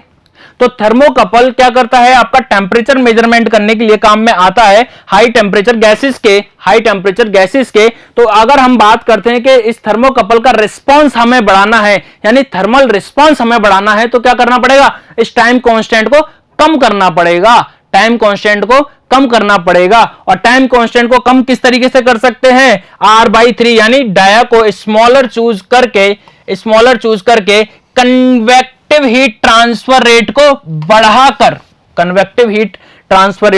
बढ़ाकर, तो माय डियर फ्रेंड्स, कई बार इस टाइम कांस्टेंट की डेफिनेशन भी डायरेक्ट पूछ ली जाती है एज ए क्वेश्चन में कि टाइम कांस्टेंट वो कौन सा टाइम होता है, टाइम कांस्टेंट कौन सा टाइम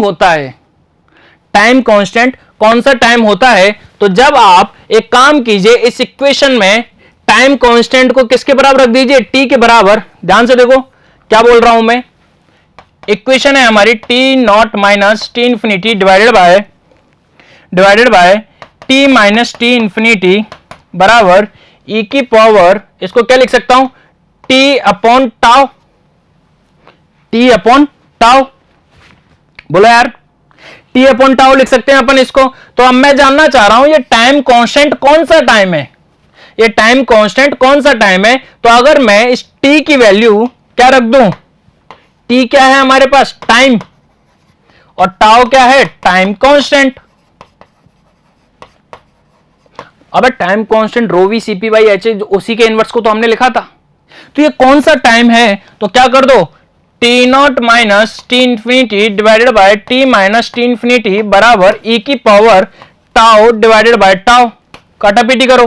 तो यहां से टी माइनस टी इंफिनिटी जो निकल कर आ गया, ये क्या चला जाएगा, 1, ई की पावर 1, इसको उधर ले जाओ, तो यानी T naught minus T infinity divided by E की पावर -1। इसको सॉल्व करोगे तो कितना आ जाएगा, 1 बाई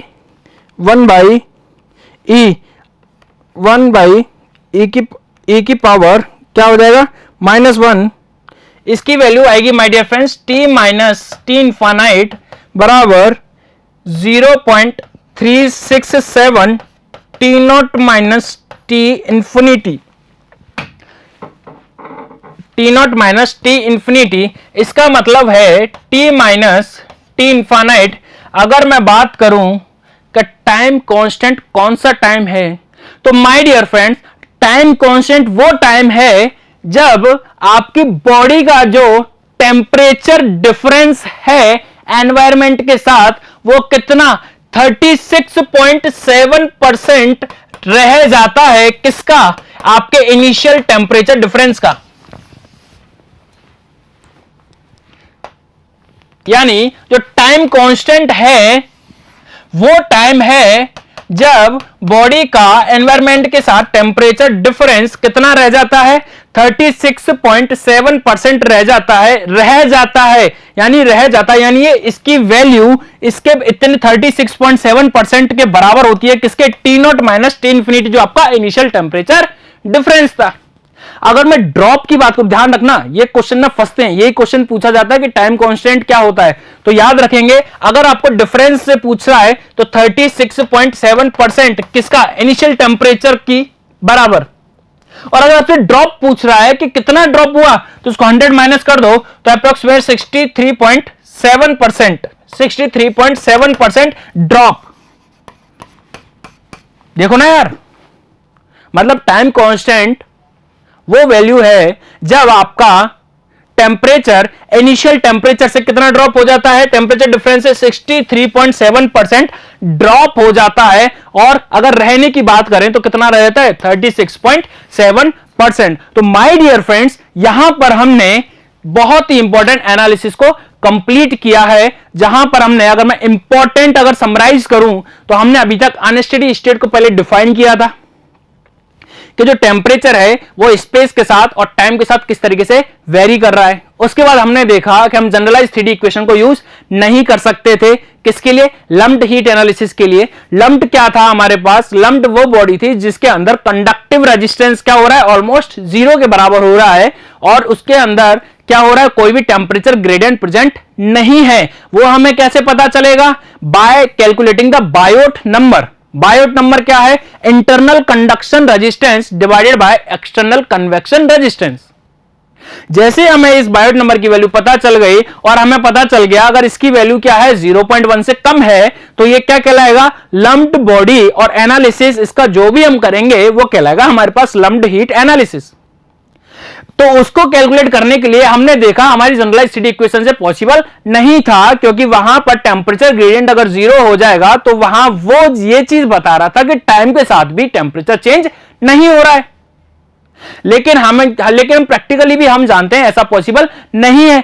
तो उसके बाद फिर हम बात कर रहे थे कि हमने क्या किया कि जितनी अमाउंट ऑफ हीट यहां से ट्रांसफर हो रही होगी वो क्या कर रही होगी, इस बॉडी की एनर्जी में चेंज कर रही होगी। तो उसके बाद हम उसको सॉल्व कर लेकर आए तो हमारे पास निकल कर आया T naught minus T infinity divided by T minus T infinite बराबर ई की power rho V C P by H A by rho V C into T.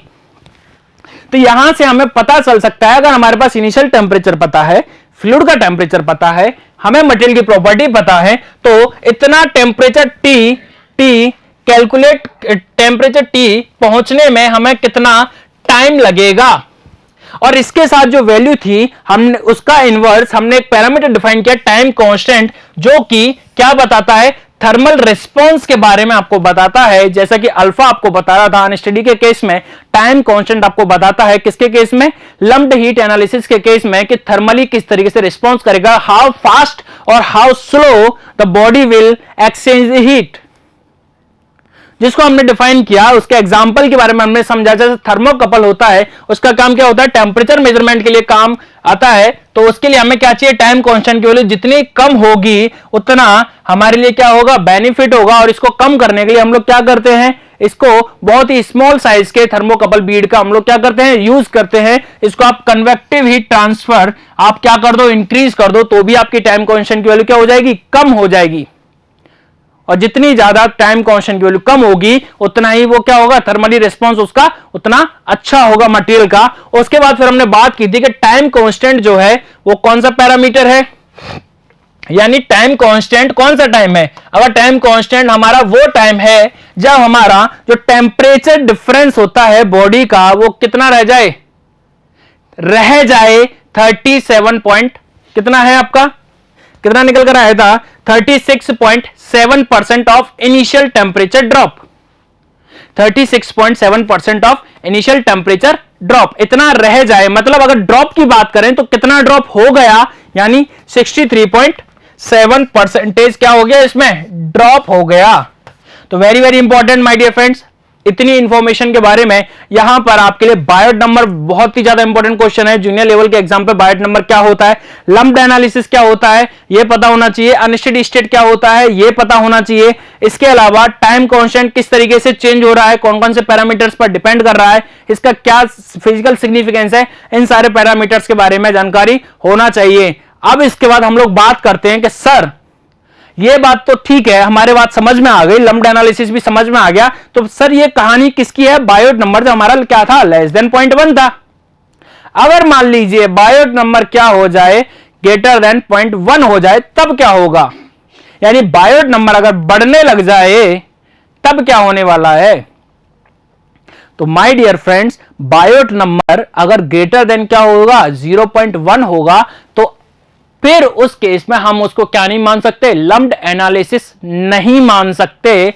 और उसको मतलब होगा कि यहां पर जो टेम्परेचर होगा, टेम्परेचर जो होगा वो दोनों का फंक्शन होगा, यानी x, t दोनों का ही क्या होगा, फंक्शन होगा। और उस केस में ये सारे की सारे फॉर्मूले क्या हो जाएंगे, इनवैलिड हो जाएंगे। यहां पर हम लोग ये फॉर्मूला यूज नहीं कर सकते। तो उसका क्या सॉल्यूशन है सर, तो उसके सॉल्यूशन के लिए माय डियर फ्रेंड्स हम बुलाते हैं हमारे एक और अंकल को जिनका नाम है हेजलर अंकल। अब इन हेजलर अंकल ने क्या किया, कुछ पहले से अकॉर्डिंग टू एक्सपेरिमेंटल इन्होंने कुछ चार्ट डिफाइन कर दिए। उन चार्ट के बेसिस पर हम लोग टेम्परेचर को कैलकुलेट करते हैं, टाइम का फंक्शन और एक्स का फंक्शन। तो उनको बोला जाता है क्या, Heisler's chart. Very very important my dear friends. आज तक किसी भी एग्जाम में इस टॉपिक से क्वेश्चन नहीं पूछा गया है। एक बार एक क्वेश्चन पूछा गया था, वो भी higher level and GATE level के एग्जाम में, लेकिन पहली बार इन्होंने सिलेबस में, किसके, राजस्थान जूनियर इंजीनियर के सिलेबस में इन्होंने हेजलर चार्ट को भी मेंशन कर दिया है, जहां से क्वेश्चन आने की प्रोबेबिलिटी बहुत ही ना के बराबर है। इस टॉपिक से जो मेजर क्वेश्चंस जो बनते हैं वो आपके बायोट नंबर से इंपॉर्टेंट क्वेश्चन बनते हैं, टाइम कांस्टेंट से इंपॉर्टेंट क्वेश्चन बनते हैं, अनस्टडी स्टेट कंडीशन से आपके क्वेश्चंस बनते हैं, लेकिन इस हेजलर चार्ट से क्वेश्चन नहीं बनते हैं। लेकिन फिर भी हम इसके बारे में इतनी इंफॉर्मेशन जानेंगे कि जिससे अगर कोई भी क्वेश्चन आए तो वो गलत ना हो सके। तो माय डियर फ्रेंड्स, अब आगे बात करते हैं इस हेजलर चार्ट्स के बारे में कि ये क्या कहानी है। तो चलिए दोस्तों, अब आगे बात करते हैं इस हेजलर चार्ट्स के बारे में। हेजलर चार्ट क्या होता है? It is a graphical representation of unsteady state conduction, या फिर जिसको हम लोग क्या बोलते हैं, कॉन्सेप्ट ऑफ हेजलर चार्ट। हेजलर चार्ट क्या है? बेसिकली ये जो हमारी कंडीशन थी जिसके बारे में हमने डिस्कस किया था कि अगर बायोट नंबर लेस देन क्या है, 0.1 है, तो हेजलर अंकल ने कुछ डिफरेंट चार्ट बनाए डिफरेंट कंडीशन पर, जिनकी सहायता से किसी बॉडी के अंदर किसी भी पॉइंट पर किसी भी इंस्टेंट ऑफ टाइम हम लोग क्या कैलकुलेट करते हैं कि टेम्परेचर कितना होगा। सपोज आपके पास ये बॉडी है और इसके अंदर अगर आपको यहां का टेम्परेचर पता है तो आप किसी भी इंस्टेंट पर यहां का टेम्परेचर कितना होगा, वो सारी कहानी आप इसके थ्रू आप कैलकुलेट करते हैं। तो वेरी वेरी इंपॉर्टेंट, आप केवल कहानी को ध्यान से सुनिए, ये क्या बोल रहे हैं, और यहां से जो भी इंपॉर्टेंट इंफॉर्मेशन निकल कर आएगी जो एग्जाम में हमारे काम की हो सकती है, उसके बारे में मैं आपको नोटिफाई कर दूंगा। तो इसलिए केवल ध्यान से सुनिए। हमने यहां पर बात कर रहे हैं graphical representation of unsteady state conduction, किस किस के थ्रू? आपका यह है आपका स्लैब, सिलेंडर और स्फेयर। हम यहां पर तीनों की बात कर रहे हैं कि तीनों से हम किसी भी पॉइंट पर हम लोग किस तरीके से टेम्परेचर कैलकुलेट कर सकते हैं किसी भी इंस्टेंट ऑफ टाइम पर। तो सपोज हमने यहां पर एक स्लैब लिया है जहां पर इस सेंटर का टेम्परेचर है T0, सेंटर लाइन टेम्परेचर, इस सेंटर लाइन का है टेम्परेचर T0, और यहां से ये डिस्टेंस क्या है, इसकी टोटल थिकनेस क्या है, 2L इसकी थिकनेस है, और सेंटर लाइन टेम्परेचर इसका T0, और एटमॉस्फेयर का टेम्परेचर है आपका T इंफिनिटी। सिमिलरली यहां पर अगर ये सिलेंडर है तो हमने क्या माना है, ये तो हमने कंसीडर किया है, हम लोग क्या बात कर रहे हैं, एक सिंगल डायरेक्शन के अंदर। यहां पर हमने क्या माना है, केवल x, यहां पर जो टेम्परेचर है वो किसका फंक्शन है, x कॉमा टाइम का, जबकि सिलेंडर और स्फीयर के अंदर जो किस का फंक्शन होगा, टेम्परेचर, t फंक्शन होगा r t का। सिंपल सी कहानी सुनिएगा कि यहां पर हमने कंसीडर किया है स्लैब के अंदर T0 क्या है, सेंटर लाइन टेम्परेचर, सिलेंडर, और यहां पर जो T0 होगा वो क्या है, सेंटर टेम्परेचर। यहां पर भी ये T0 क्या होगा, सेंटर लाइन टेम्परेचर। ठीक है, यहां से हीट क्या हो रही है, इसके अंदर कंडक्ट हो रही है, कहां पर, रेडियली। यहां पर किस डायरेक्शन में, रेडियल डायरेक्शन में, और स्फीयर के अंदर भी रेडियल डायरेक्शन में, और हमने यहां पर T0 क्या माना है, इस सेंटर का टेम्परेचर। ठीक है, अब बात करते हैं एट टाइम t बराबर 0 पर इनिशियल टेम्परेचर t क्या हो जाएगा हमारे पास, t बराबर है हमारे पास Ti। जब हमारा टाइम 0 है तो बॉडी के अंदर सभी पॉइंट का टेम्परेचर क्या होगा, सेम ही होगा। जैसे हमने फर्स्ट एग्जांपल में देखा था, point A B C D सबका टाइम हमने कितना अज्यूम किया, टेम्परेचर कितना अज्यूम किया था, 100 डिग्री सेल्सियस। तो मतलब t बराबर 0 पर Ti जो इनिशियल टेम्परेचर होगा वो क्या होगा, आपका यूनिफॉर्म टेम्परेचर। अब अगर मैं थीटा की बात करूं, थीटा क्या है, टेम्परेचर डिफरेंस। हमने फिन में भी इसी तरीके से यूज किया था। तो थीटा क्या होगा, डिफरेंस क्या हो जाएगा, टेम्परेचर का डिफरेंस, क्योंकि टेम्परेचर किस का फंक्शन है, x t का, किसके लिए, स्लैब के लिए, माइनस T इंफिनिटी, ये क्या है, एनवायरमेंट का टेम्परेचर थीटा। ध्यान से सुनिएगा, सारे पैरामीटर्स को हमने एक पॉइंट डिफाइन किया, थीटा क्या है, टेम्परेचर का डिफरेंस, T x t का फंक्शन है, और T इंफिनिटी क्या है, सराउंडिंग फ्लूइड का टेम्परेचर। दूसरा, अगर ये क्या है, आप सिलेंडर और स्फीयर के लिए बात कर रहे हो तो यहां पर T किसका फंक्शन हो जाएगा, रेडियस और टाइम का, और जबकि टी इनफिनिट क्या है, सराउंडिंग का फ्लूइड का टेम्परेचर। ठीक है, अगर हम इनिशियल टेम्परेचर की बात करें तो इनिशियल टेम्परेचर हमारे पास क्या था, टी आई, जो कि क्या था, सभी के लिए यूनिफॉर्म था। टी आई क्या है, सभी के लिए यूनिफॉर्म, थीटा आई बराबर T I minus T infinity. और इसके बाद अगर थीटा नॉट है, थीटा नॉट क्या है, किसी भी नॉट, देखिए यहां पर आर नॉट की बात हो रही थी, आर नॉट की बात हो रही थी, मतलब किसी भी इंस्टेंट पर यहां पर क्या हो जाएगा, T naught minus T infinity. और ये जो टी नॉट है ये किसका फंक्शन होगा, टाइम का फंक्शन होगा, टाइम और स्पेस का। ठीक है, तो अब हेजलर ने क्या किया, इन्होंने एक रेशो लिया इनका और दूसरा रेशो लिया, एक पैरामीटर है, एक डायमेंशनलेस नंबर है जिसको बोला Fourier number. Very very important, कौन सा नंबर, फोरियर नंबर। अभी तक हम लोग बात कर रहे थे, डील कर रहे थे कौन से नंबर से, बायोट नंबर से। अब एक और नंबर यहां पर इंट्रोड्यूस हो गया बायोट नंबर के अलावा, फोरियर नंबर। फोरियर नंबर इसकी वैल्यू होती है एफ नॉट बराबर alpha T by L C square. L C वही कैरेक्टरिस्टिक लेंथ, अल्फा आपका क्या है, थर्मल डिफ्यूजिबिलिटी। आ गया यहां पर कॉन्सेप्ट वापस से डिफ्यूजिबिलिटी का, क्यों, क्योंकि यहां पर अनस्टेडी स्टेट वाली कंडीशन आ गई। जबकि अगर आपने ध्यान दिया हो तो जब हमने लंप्ड एनालिसिस किया था वहां पर कहीं भी टर्म किसका नहीं आया था, अल्फा का नहीं आया था। तो अल्फा क्योंकि यहां पर दोनों पर वेरी कर रहा है अनस्टेडी स्टेट कंडीशन के अंदर, कौन, टेम्परेचर, किस किस पर, स्पेस और टाइम। तो यहां पर कॉन्सेप्ट आ गया किसका, अल्फा का, alpha T by L C square. ये क्या हो गया, फोरियर नंबर। टी क्या है यहां पर, टाइम। बेसिकली ये फोरियर नंबर आपको क्या सिग्निफाई करता है, डिग्री ऑफ हॉटनेस और coolness penetrating through out the body, penetrating through out the body. अगर इसकी बात करूं ये सिग्निफाई क्या करता है, degree of hotness and coolness penetrating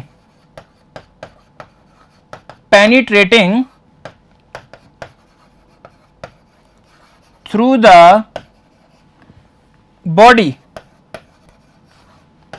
penetrating through the body. तो यहां पर इन्होंने क्या किया, हेजलर अंकल ने थीटा नॉट बाई थीटा आई का रेशो लिया, थीटा नॉट बाई थीटा आई का रेशो लिया। थीटा नॉट कौन सा टेम्परेचर था, ध्यान दीजिए, थीटा नॉट कौन सा टेम्परेचर था, T naught minus T infinity. और टी नॉट किसका था, यहां पर सेंटर लाइन टेम्परेचर, वॉल का सेंटर लाइन टेम्परेचर यहां पर था। और जबकि टी नॉट यहां पर किसका था, सेंटर का टेम्परेचर था। यहां पर भी किसका, सेंटर लाइन का, जबकि टी नॉट यहां पर किसका, सेंटर का टेम्परेचर था। तो बेसिकली ये किसका रेशो लिया है इन्होंने, यहां पर थीटा नॉट बाई थीटा आई, और एक नंबर डिफाइन किया फोरियर नंबर, और 1.0.2 ये किसका है, इनवर्स ऑफ बायोट नंबर। यहां से इन्होंने क्या किया, ग्राफ प्लॉट किया with in order of increasing value of inverse of Biot number. देखो ना यार, बायोट नंबर क्या होता है आपका, Biot number H L C by K, ये क्या है वैल्यू, के अपॉन एच एल सी। ध्यान से सुनिएगा, इन्होंने क्या किया, थीटा बाई थीटा नॉट का रेशो लिया, यहां से फोरियर नंबर को डिफाइन किया। फोरियर नंबर क्या होता है, alpha T by L C square. आपको बॉडी की कैरेक्टरिस्टिक लेंथ पता होगी, थर्मल डिफ्यूजिबिलिटी पता होगी, आप किसी इंस्टेंट टाइम पर कैलकुलेट करना चाहते हो वो वैल्यू, तो आपको वहां से क्या मिल जाएगा, फोरियर नंबर मिल जाएगा। और यहां पर इन्होंने क्या कर दिया, ग्राफ को प्लॉट कर दिया। ये किसकी वैल्यू है, बायोट नंबर के इनवर्स वैल्यू है, inverse of Biot number, increasing order of Biot number inverse. तो अब क्या करना है कि अगर किसी भी पॉइंट पर आपको फाइंड आउट करना है, यानी सेंटर लाइन टेम्परेचर कितना होगा किसी स्लैब के अंदर, तो आप क्या करने वाले हो, यहां से टाइम की वैल्यू इसमें पुट करोगे तो आपके पास फोरियर नंबर आएगा। और जब आप इस ग्राफ से सबसे पहले आपको क्या कैलकुलेट करोगे, Biot number. Unsteady state condition आए तो सबसे पहले जो कैलकुलेट करना है क्या होगा, Biot number, internal conduction resistance upon external convection resistance. Biot number calculate करोगे, अगर 0.1 से कम गया तो लम्प्ड एनालिसिस में चले जाओगे, वहां से टाइम के अकॉर्डिंग सारी टाइम कैलकुलेट कर लोगे। अगर बायोट नंबर क्या है 0.1 से ज्यादा है तो इन्होंने अप्रोक्सीमेट वैल्यू मानी है 0.2 इनवर्स वैल्यू, तो तब आप देखोगे किसकी ओर जाओगे, हेजलर चार्ट की ओर, जो आपको क्या देगा, सबसे पहला जो चार्ट होगा वो आपको देगा किसकी, टी नॉट, बॉडी के अंदर सेंटर लाइन टेम्परेचर के बारे में, बॉडी के अंदर किसकी कहानी, सेंटर लाइन टेम्परेचर के बारे में आपको बताएगा। वो आप कैसे कैलकुलेट करोगे, आपके पास टाइम को पता होगा, कैरेक्टरिस्टिक लेंथ पता होगी, अल्फा पता होगा, तो यहां से आप दूसरा नंबर कैलकुलेट करोगे, फोरियर नंबर। तो जैसे ही आपको फोरियर नंबर मिलने वाला है, जैसे ही आपको फोरियर नंबर मिलेगा, आप यहां से इसकी वैल्यू को ड्रॉ करोगे corresponding to inverse value of what, Biot number, और जहां पर भी आपको मिल जाएगा उसके रिगार्डिंग आप क्या करोगे, theta naught divided by theta I की वैल्यू आप इन ग्राफ से देख लोगे, इस ग्राफ से आप क्या कर लोगे, देख लोगे।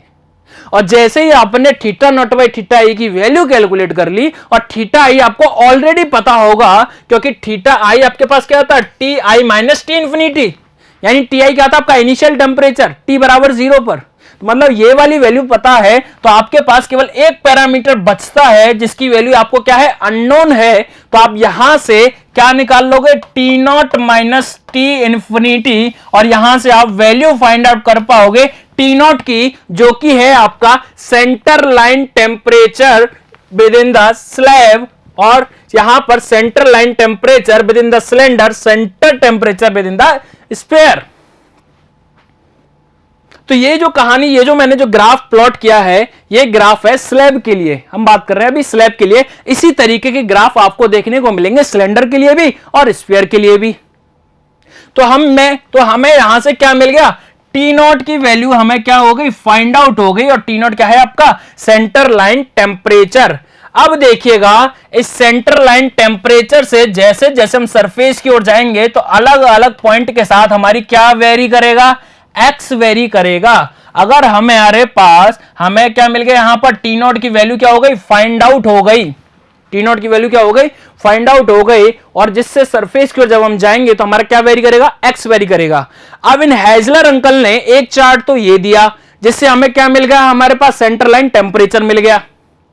दूसरा, जब इन्होंने फिर क्या किया, फिर इन्होंने एक और चार्ट हमें दिया, एक और चार्ट हमें कैलकुलेट करके दिया, जो दिया between the ratio of theta upon theta naught और के अपॉन एच एल। ये क्या हो गया, इनवर्स ऑफ बायोट नंबर, के अपॉन एच एल। और यहां पर ये जो ग्राफ जो प्लॉट हुए हैं वो according to X upon L, according to X upon L, X upon L.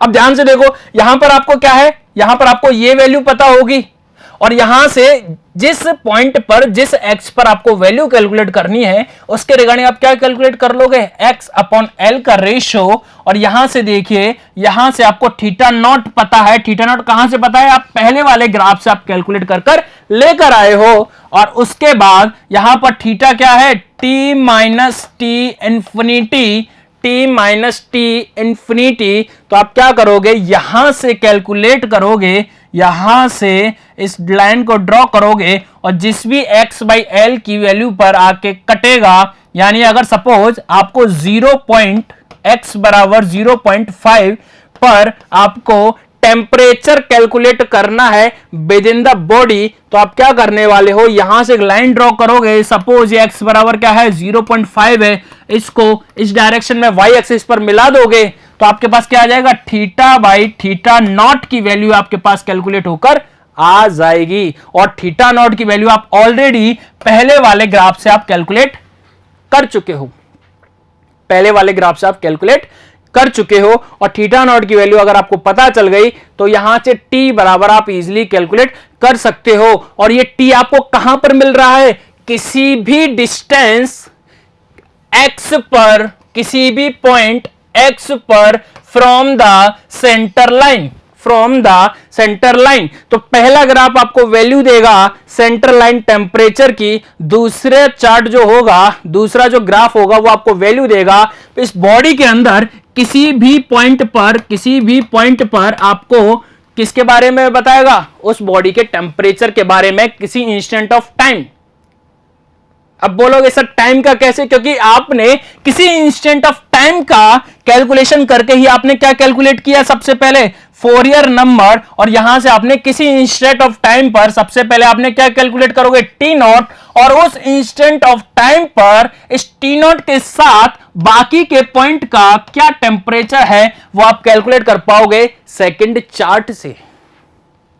तो माय डियर फ्रेंड्स, जिस तरीके से यहां पर हमने कैलकुलेट किया है उसी तरीके से हम लोग किसमें कैलकुलेट करते हैं? सिलेंडर के अंदर और स्फीयर के अंदर नंबर ऑफ चार्ट्स आपको देखने को मिलते हैं। क्योंकि किसी भी एग्जाम में ये चार्ट आपको गिवन नहीं होते हैं, ना ही इनसे आपसे डिटेल में कैलकुलेशन करवाई जाती है, तो लेकिन इतनी इंफॉर्मेशन आपको जानना जरूरी है कि आप किस तरीके से हेजलर चार्ट का यूज करते हैं। अब सबसे बहुत ज्यादा इंपॉर्टेंट बात कि अगर हम बात करेंगे सर यहां से हमें क्या याद रखना है, यहां से हमें याद क्या रखना है, तो my dear friends important points की अगर मैं बात करूं, इंपॉर्टेंट पॉइंट्स अगर इस पूरे चैप्टर में अगर मैं बात करूं, तो सबसे पहले आपको अनस्टेडी स्टेट क्या होती है उसको याद रखना है, अनस्टेडी स्टेट।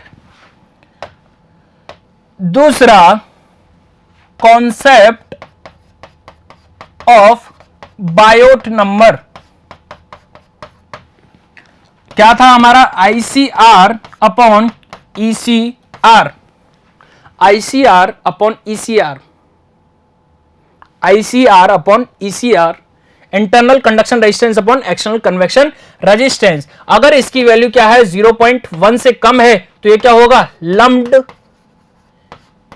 बॉडी और एनालिसिस, लम्प्ड हीट एनालिसिस, ठीक है। अगर आपकी बायोट नंबर की वैल्यू क्या है? 0.1 से कम नहीं है, 0.1 से कम नहीं है, तो इस फॉर्मूले के ऊपर बहुत सारे नंबर ऑफ क्वेश्चंस बनते हैं। अगर इसकी वैल्यू 0.1 से कम नहीं है तो आप क्या यूज करोगे? हेजलर्स चार्ट, हेजलर्स चार्ट, हेजलर्स चार्ट। और हेजलर चार्ट आपसे क्वेश्चन पूछा जा सकता है कि हेजलर चार्ट्स कब यूज किया जा सकता है? तो कब किया जा सकता है? अगर आपका इंटरनल कंडक्शन रेजिस्टेंस ऑलमोस्ट क्या हो जाए, अगर इसका क्या हो जाए? ECR के भी बराबर हो गया, ECR के भी बराबर हो गया, तो भी आपका क्या हो जाएगा? हेजलर चार्ट का यूज होना स्टार्ट हो जाएगा। तो याद रखिएगा हेजलर चार्ट का यूज आप कब से करना स्टार्ट कर सकते हो? जब ये इक्वल भी हो जाए रेजिस्टेंस। इसके लिए जरूरी नहीं है कि ICR ये बड़ा होगा ECR से, तो होगा ही होगा, लेकिन अगर ये इक्वल भी हो गया तब भी आपका क्या यूज होगा? Heisler chart to calculate temperature at any instant within the body. तीसरा इंपॉर्टेंट जो क्वेश्चन जो यहां से बनने के चांसेस है, Fourier number, Fourier number, Fourier number और बायोट नंबर क्या है? ये क्या सिग्निफाई करते हैं अनस्टेडी स्टेट के कंडीशन में? अनस्टेडी स्टेट में कौन कौन से नंबर यूज होते हैं, या ट्रांजिएंट हीट कंडक्शन में कौन कौन से नंबर यूज होते हैं? आपके बायोट नंबर और फोरियर नंबर। और अगर एक और इंपॉर्टेंट पैरामीटर की बात करूं, हमने जो बात की थी नेक्स्ट था हमारा टाइम कांस्टेंट, टाइम कांस्टेंट। ये सारे के सारे आपको क्या बताते हैं? थर्मल रिस्पांस के बारे में बताता है कि टाइम कांस्टेंट, जितना कम टाइम कांस्टेंट होगा वो बॉडी उतनी ही जल्दी क्या होगी? हीट होगी और कूल होगी। किसके अंदर? लम्प्ड एनालिसिस के अंदर। और अगर मैं बात करूं, ये हमारे पास क्या था? Rho V C by H A, ये क्या था हमारे पास? Characteristic length, time constant. अगर मैं इसकी यूनिट की बात करूं तो हमारे पास क्या होती है? अपोजिट लिखा था, जो हमारे पास टाइम के साथ में जो था उसका अपोजिट था, यानी क्या हो जाएगी? 1/सेकंड। क्या हो जाएगी हमारे पास? Unit second inverse, second inverse, second inverse. Time constant, इसकी वैल्यू, अगर टाइम कांस्टेंट से काफी क्वेश्चंस बनते हैं, वो सारे इंपॉर्टेंट क्वेश्चंस की बात मैं कर रहा हूं, तो टाइम कांस्टेंट कौन सा टाइम है? जब आपका टेम्परेचर जो है वो कितना रह जाए? 37.6% किसका? इनिशियल टेम्परेचर का, इनिशियल टेम्परेचर का जब 37.6% रह जाए, और अगर ड्रॉप की बात करें तो 63.7% के अप्रोक्स जितना भी हमने पहले डिस्कस किया था, वो सारी वैल्यू किसका? ये क्या है? ड्रॉप ये है आपकी ड्रॉप की वैल्यू, ये है आपकी ड्रॉप की वैल्यू।